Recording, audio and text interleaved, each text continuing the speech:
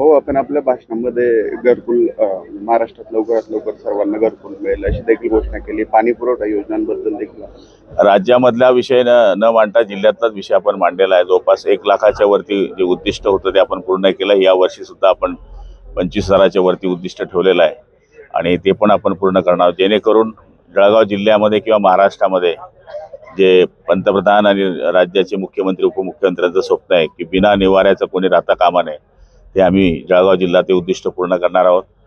पाण्याच्या बाबतीमध्ये मागच्या वर्षी याच काळामध्ये 82 टँकर आपल्या जळगाव जिल्ह्यामध्ये सुरू होते, ते यावर्षी 8च टँकर सुरू आहे.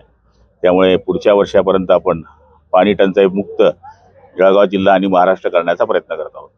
पहलगाम हल्ल्यातल्या मृतकांना या ठिकाणी श्रद्धांजली वाहण्यात आली. सर्व जाती धर्माचे लोक या ठिकाणी उपस्थित होते. काय सांगाल? निश्चितपणे आपला देश हा सर्व जाती धर्मांनी नटलेला देश आहे आणि ज्यावेळेस आपल्या देशावर हल्ला होतो त्यावेळेस सगळ्या गोष्टी विसरून आपला देश एकत्र होत असतो आणि जी झालेली घटना आहे ती किती क्रूर आणि निंदनीय आहे हे सगळ्या देशांनी पाहिलेलं आहे. खरं म्हणजे आज श्रद्धांजली अर्पण करत असताना महाराष्ट्रातले सुद्धा त्याच्यामध्ये 6 लोक बळी पडलेले आहेत. त्यांच्या कुटुंबावर जो वेढलेला प्रसंग आहे, ज्या मागे शासन उभं आहे, मी आपल्या सगळ्यांच्या वतीने त्यांना श्रद्धांजली अर्पण करतो. शेवटचा प्रश्न, जातनिहाय जनगणना आता सुरू करण्याचा निर्णय घेतलेला आहे राज्य सरकार. शासनाचा निर्णय हा अगदी अभिनंदनास पात्र आहे, जेणेकरून त्याच्यामुळे सगळ्या गोष्टींचा उलगडा या ठिकाणी होणार आहे.